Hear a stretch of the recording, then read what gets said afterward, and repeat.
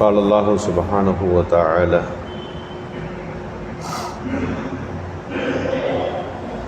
أحسن كما أحسن الله إليك صدق الله مولانا العلي. மேலான அல்லாஹுவின் நல்லடியார்களே, அல்லாஹு சுப்ஹானஹு வ தஆலா தீனுல் இஸ்லாம் என்கின்ற இந்த மார்க்கத்தை நமக்கு கொடுத்திருக்கின்றான். அதன் வழிகாட்டிகளாக நபிமார்களை அல்லாஹ் அனுப்பி வைத்தான். நபிகள் நாயகம் ஸல்லல்லாஹு அலைஹி வஸல்லம் மனித சமூகம் முழுமைக்குமான ஒரு சிறந்த வழிகாட்டியாக வந்தார்கள். பெருமானார் ஸல்லல்லாஹு அலைஹி வஸல்லம் அவர்கள் எப்படி சிறந்த வழிகாட்டியாக இருந்தார்களோ, அவர்கள் நம்மிடத்தில் கொடுத்து விட்டு போன அந்த தீனும் அது எல்லா காலகட்டத்திலும் சிறந்த வழிகாட்டுதல்களை நமக்கு கொடுத்து கொண்டிருக்கிறது.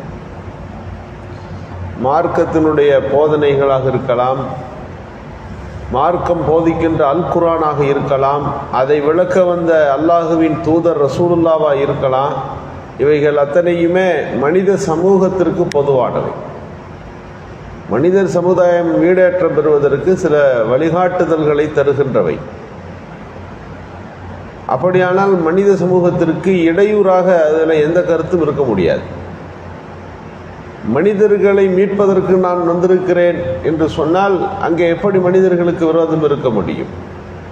திருக்குர்ஆனிலே யா அய்யுஹன்னாஸ், மனிதர்களேன்னு கூப்பிடுது. யா அய்யுஹல்லதீன ஆமனுன்னா ஈமான் கொண்டவர்களேன்னு அர்த்தம். குர்ஆனில் யா அய்யுஹன்னாஸ்ன்னு வருது பல இடங்கள்ல.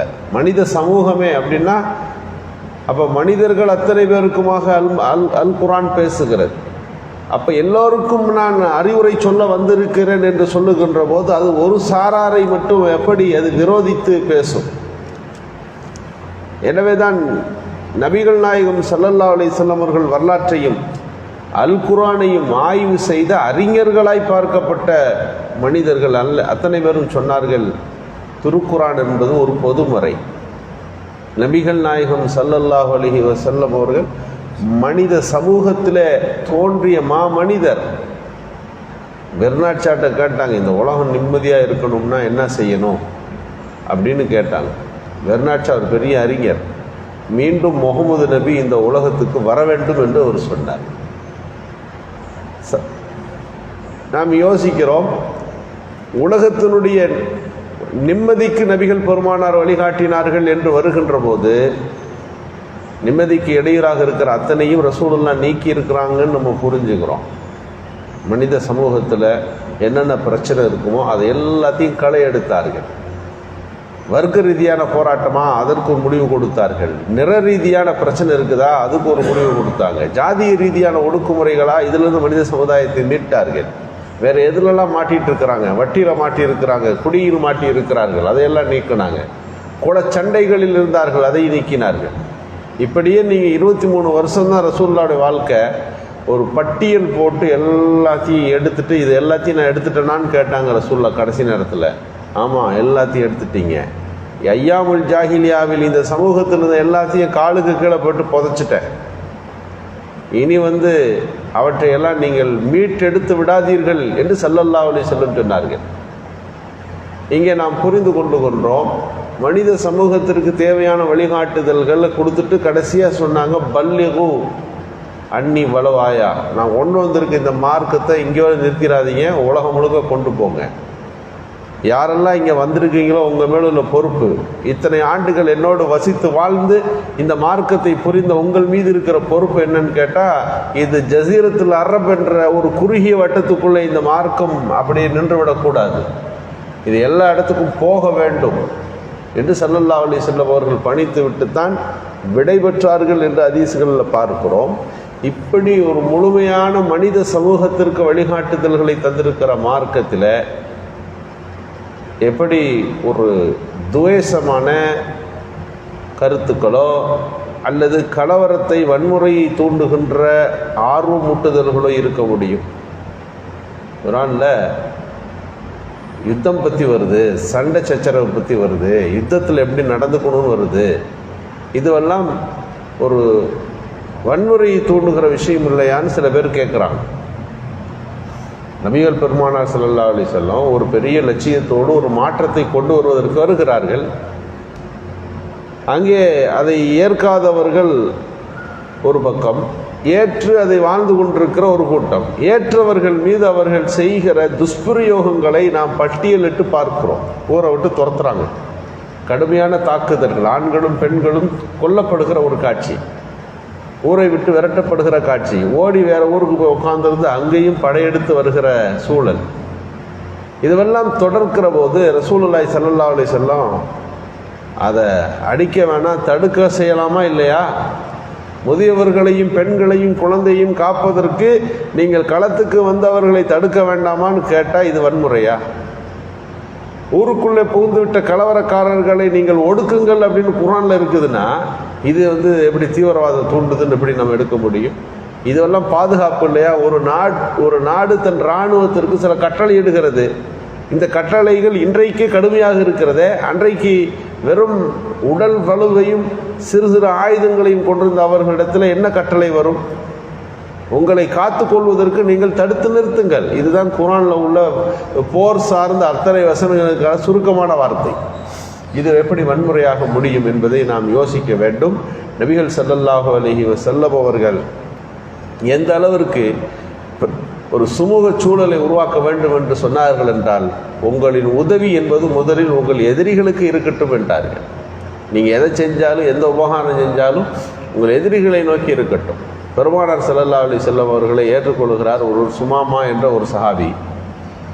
அவர் மதீனாவுக்கு, மக்காவுக்கு ஹஜ்ஜுக்கு வருகிறார், உம்ராவுக்கு வருகிறார். அங்கே இருப்பவர்கள் எல்லாம் அவரை கொஞ்சம் கேலியாக பேசுகிறார்கள், தடுக்கிறார்கள். அவர் சொன்னார், மக்காவில் உணவு தேவைக்கு கோதுமை தேவைப்படுது, இன்னும் பிற பொருளெல்லாம் தேவைப்படுது, அதெல்லாம் எங்கேருந்து வருதுன்னு உங்களுக்கு தெரியுமா அப்படின்னு கேட்டார். யமாமாவிலிருந்து வருகிறது. யமாமாவினுடைய அதிபர் தான் நான். என்னிடத்தில் இப்படி நீங்கள் நடந்து கொண்டு விட்டீர்கள், எனவே மக்காவின் மீது நான் பொருளாதார தடை போடுறேன். யமாமாவிலிருந்து இனி ஒரு நெல் கூட இங்கே வராது அப்படின்னு போயிட்டார். போனவர் அப்படியே தடை சட்டத்தையும் போட்டார். மக்காவினுடைய ஒட்டுமொத்த உணவு தேவையும் அந்த யமாமா தான் முக்கியமான ஒரு பங்கை, 90% நிறைவேற்றி கொண்டிருந்தது. பஞ்சம் விட்டது மக்காவில். மக்கா மக்களெல்லாம் ஒன்று கூடி அந்த மனிதரிடத்தில் போய் கேட்கிறார்கள். அவர் மாத்துறதாக இல்லை. என்ன செய்தார்கள்? நபிகள் பெருமானார் ஸல்லல்லாஹு அலைஹி வஸல்லம் அவர்களிடத்தில் பேச்சுவார்த்தை நடத்தி இது பற்றி பேசுவதற்கு அபூ சுஃபியான் மதீனாவுக்கு விட்டார். இப்படி நடந்து விட்டது, அவரிடத்தில் நீங்கள் சொல்லுங்கள், மக்காவில் இருக்கிறவங்களும் உங்கள் சொந்தக்காரங்க தானே அப்படின்னு கேட்டார். ஸல்லல்லாஹு அலைஹி வஸல்லம் சொன்னார்கள், ரசூலுல்லாஹ்வோடு எதிர்த்து நின்றாலும் பெருமானார் ஸல்லல்லாஹு அலைஹி வஸல்லம் அவர்கள் அந்த சுமாமா என்கின்ற அந்த சஹாபி ரலியல்லாஹுவுக்கு எதிர்க்கிறார்கள் என்பதற்காக வேண்டி நீங்கள் உணவை தடுப்பது முறையானதல்ல. அவர்கள் எதிரிகளாகவே இருந்துவிட்டு போகட்டும். அவர்களுக்கு நாம் செய்கிற நம் தரப்பிலிருந்து போகிற எதுவும் அது மாற்றப்படக்கூடாது. அந்த ஒப்பந்தம் என்றைக்கும் நிறுத்தப்படக்கூடாது. நீங்கள் உணவை விநியோகம் பண்ணுங்கள், அங்கே வியாபாரத்தை தொடருங்கள், உங்கள் வடிவத்தில் உள்ள பொருளை தடுத்து நிறுத்தாதீங்க என்று ரசூலுல்லாஹி ஸல்லல்லாஹு அலைஹி வஸல்லம் கேட்டுக்கொண்டதற்கு இணங்க அந்த சஹாபி ரலியல்லாஹு அந்த யமன் நாட்டுடைய கவர்னராக யமாமாவுடைய அந்த அதிபர் பொருட்களை அனுப்பினார்னு பார்க்குறோம். ரசூலுல்லாஹி ஸல்லல்லாஹு அலைஹி வஸல்லம் அவர்கள் எதிர்த்து இருக்கிறவர்களிடத்திலும் யுத்த களங்களில் அந்த சண்டை இருந்ததை ஒழிய பொதுப்படையாக பார்க்கிற போது உதவி செய்கின்ற, நேரடியாக அவர்களுக்கு உதவுகிற பண்பை கொண்டிருந்தார்கள். அவெல்லாம் கேள்விப்பட்டிருப்போம். எப்போதும் ஒரு அம்மா மண்ணை போட்டே இருக்கும், கல்லை போடும், குப்பையை போடும், முள்ளை எரியும். ரசூலுல்லாஹி ஸல்லல்லாஹு அலைஹி வஸல்லம் போகிற போதெல்லாம் பண்ணும். திடீர்னு அந்த அம்மாவை காணாம், எங்கே அவங்கள காணான்னு கேட்டாங்க. அவங்க உடம்பு சரியில்லைன்னு சொன்ன உடனே ரசூலுல்லாஹ் போய் நலன் விசாரிக்கிறார்கள். என்னாச்சு உங்களுக்கு என்று கேட்டார்கள். இந்த ஹதீஸுகளை எல்லாம் நாம் ஏன் சொல்லுகிறோம் என்றால், நபிகள் ஸல்லல்லாஹு அலைஹி வஸல்லம் அவர்கள் வாழ்ந்த சமகாலத்தில் எதிரிகள் இருந்தார்கள். ஆனால் எதிரிகளோடு நபிகள் பெருமானார் ஸல்லல்லாஹு அலைஹி வஸல்லம் நடந்து கொண்ட வழிமுறைகள் இருக்கிறதே, அவர்கள் நோய்வாய்ப்பட்டு விட்டால் அவர்களை போய் நலன் விசாரித்தார்கள். அவர்களுக்கென்று ஒரு சமூகமாக ஊராக இருந்து அவர்கள் பிரச்சனை செய்தாலும் அந்த ஊர் மக்களுக்கும் அந்த ஊருக்கு நபிகள் பெருமானார் ஸல்லல்லாஹு அலைஹி வஸல்லம் ஏதோ பல நற்பணிகளை செய்து காட்டினார்கள். எனவே இஸ்லாம் என்பது மனங்களை வென்றது. எதனால்? யுத்தங்களால் அல்ல, அவர்களிடத்திலிருந்து உயர்ந்த பண்புகளால் அவர்கள் இஸ்லாத்தை ஏற்க வைத்தார்கள். ஃபுத்திஹத்தில் மக்கத்து பில் அஹ்லாக், ஃபுத்திஹத்தில் மதீனத்து பில் அஹ்லாக் போன்ற ஹதீஸ்கள் உண்டு. மதீனா நகரம் நற்குணங்களால் வெற்றி கொள்ளப்பட்டது என்று குறிப்பிடுவார்கள். மக்காவில் யுத்தம் நடக்கலை, கடைசி நேரத்தில் ரசூலுல்லாஹ் மன்னிச்சேன்னு சொன்னாங்க, எல்லாரும் முஸ்லீம் ஆயிட்டாங்க.